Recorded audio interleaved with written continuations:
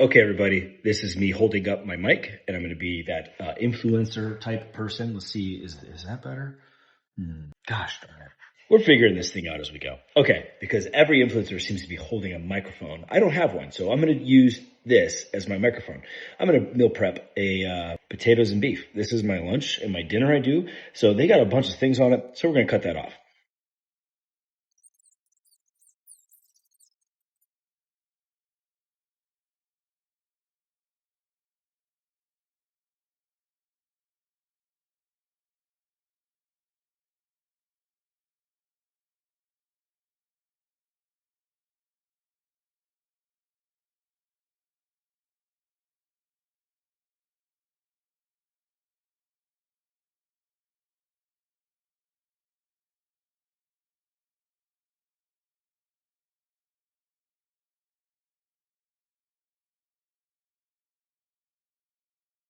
All right, everybody, it is time to now do ground beef. And I use the Members Mark 93.7, which I have to do a lean beef or a lean chicken, typically like a chicken breast. The reason, or like a Greek yogurt that has low fat or zero fat. The reason being is because for my meals, I have to have a lot of protein and not a lot of fat.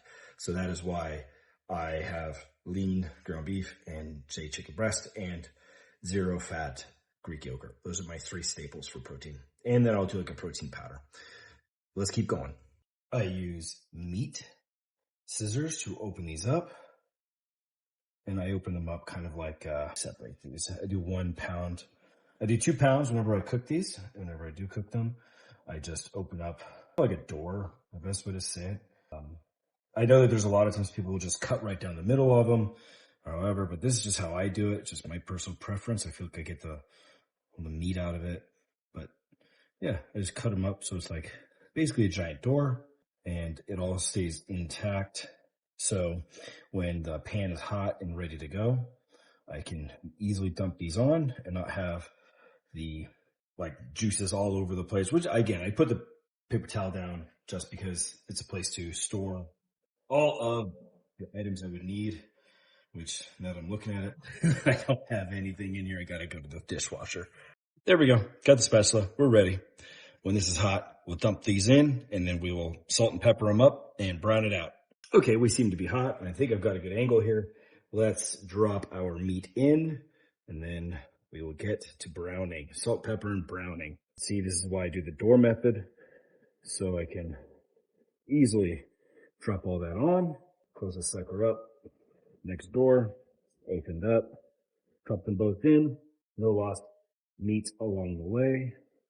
Then, here we go. You can see, guys, it's not difficult. Just push it out. And now, we're going to get salt and pepper. Here we go. First things first, get your salt. We got this Himalayan pink salt. And then we have this automatic. You just flip it over, and that sucker starts grinding this up. I get a good layer of salt on there. And then we do pepper. Same thing. We have the pepper balls. I just flip it over, turn it on, flip it over, give it a good layer. Again, this is 2 pounds here, everybody. So you're going to need more than you probably would think. There we go. Quick check on the potatoes. No boil yet, but it's coming right along. What I like to do, I like to kind of quarter these out. So it's almost like pizza, where I create these like slices. And then I flip them individually. You'll see why when I get them flipped. So I just get a good line, a cut line between them, like this. I think we're probably close to ready. Flip these over, there and there. Bam. Next one, flip this over. Pretty much perfect right there. I used to do this really good with when I was doing 1 pound at a time. 1 pound at a time, you just flip the whole thing all at once. 2 pounds, I had to start cutting them up like this in these quarters. So that's why I have to quarter them. So it's the same thing, you just kind of mesh it up. And now, grab my salt again, on, same thing, just a nice layer of salt. Again, I'm not competing for a bodybuilding competition, so it doesn't matter to me for salt content. I need it for the electrolytes and for flavor, for taste. So the pepper, I'm a little bit more liberal the second time through. The first time is just to kind of make sure both sides gets it. And then Second time is a little bit more liberal to make sure that we get plenty of pepper for flavor to taste. Now that we have a good layer on both sides, now I'm going to mix. I'm going to start cutting them up so that we have more like bite-sized pieces. I'm going to make sure I get all the areas. This is a stainless steel pan, so things kind of stick. I just got to keep moving it. And that I got rid of most of my Teflon stuff. Obviously, I've got Teflon for the potatoes, but that's because I have yet to invest into stainless steel pots. But I do have the that one is that's my last Teflon item. I didn't use it very much, many years. Now we're using it quite often. We're doing potato thing instead of the rice at least for now. We'll go back to rice, but there we go. So now I just mix and mix until this guy is really brown, and we will be done with the beef.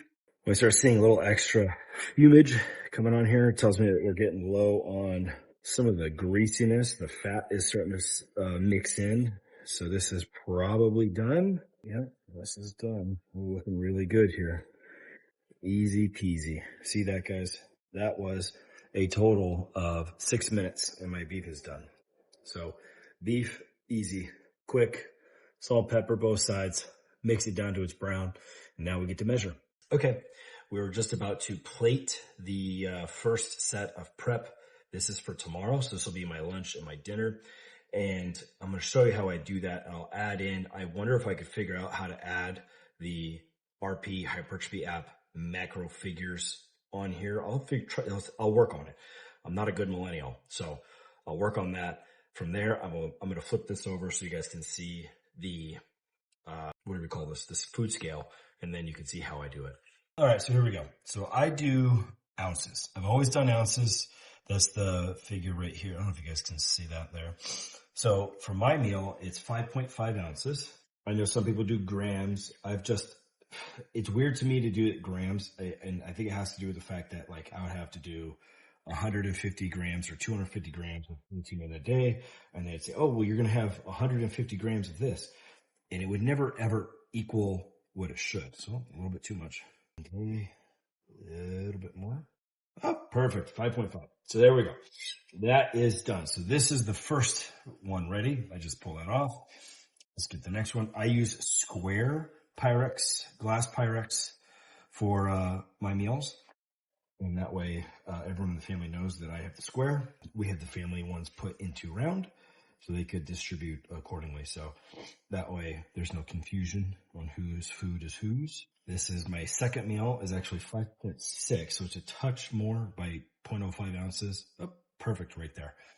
So we're at 6 ounces, so this is it. And now I let this cool, so that way it is in a really good, I like it cooled before I put them in the fridge because, actually let's flip this around here.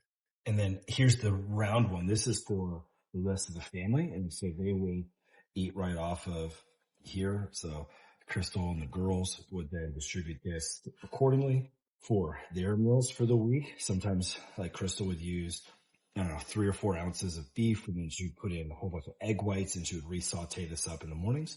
And then the girls would have just the ground beef with like, I don't know, pineapple spears or whatever, blueberries, strawberries for breakfast. So this became quite the easiest way to monopolize our space in the fridge. So this was what we came up with because I was always up early and out of the house. And so I would take my square items and take them to work, and Crystal was able to add in the rest with round items. So there we go. And so you can see here she has 14.3 ounces for her and the family for the next day or so, day and a half. Typically, she would get 2 breakfasts out of this, 2 breakfasts for the girls. We might add some for dinner and then have a little bit for the breakfast for the following day. So this is about what she would have. It's almost a pound, so pretty good. I always like to cool my food before I put them in the fridge. So that's why I like to cook them kind of middle of the day, because whenever I put them into the fridge when they're still warm, they would have like that condensation effect from the food onto the top of the lid. And with that, they would have extra water. And it just weirded out by some of that. I know it's probably a weird thing to be weird about, but I was weird about that. When I was using plastic containers, I was more weird about it because I always was forced to cook, put them in the plastic container, put them in the fridge. And by the third day, if you cooked them on Sunday, it was like Wednesday night or Thursday morning before you would prep. I would always prep on that like Wednesday night or that Thursday morning. And that last meal with the extra liquid, it just wouldn't be right for me. So I've noticed it for me. The best is every other day of prep. So that's just how I do it. That way it's not 3 days. Again, you have to do what you had to do. I was living in a van at the time. So I had limited space, limited spots to put my food and keep it stored without it spoiling. So yeah, I had to cook twice a week. I couldn't cook anymore. I didn't want to impose on anybody. So that's what I did. So, all right, let's go to the next thing. Checking in on the potatoes. We're still cruising along here. Not a boil yet, but it's getting warm. All right, so now that the beef is done and the potatoes are cooking, it's time to do my breakfast, which is essentially it's an overnight oats, but it's a Greek yogurt, honey, cinnamon, coconut milk, and oats. And so I'm going to make that, and I'll show you all that. So this is everything I would need. So I have a mason jar here. I have my Greek yogurt here, coconut water, honey, cinnamon, and water. And then here are my oats. We store them all in there, so it's easy to keep track of. So let's get to it. Let's see if I can get this to, there we go. Okay, so let's get going. Okay, we need 15.8 ounces of Greek yogurt.